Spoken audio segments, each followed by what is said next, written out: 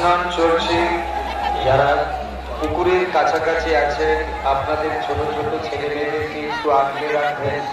প্রচুর ভিড়, উপচে পড়া ভিড় ঘাটের সামনে বা পুকুরের চারিধারে। যারা আপনাদের বাড়ির ছোট ছোট ছেলে মেয়েদেরকে নিয়ে আছেন দয়া করে একটু সামলে রাখবেন।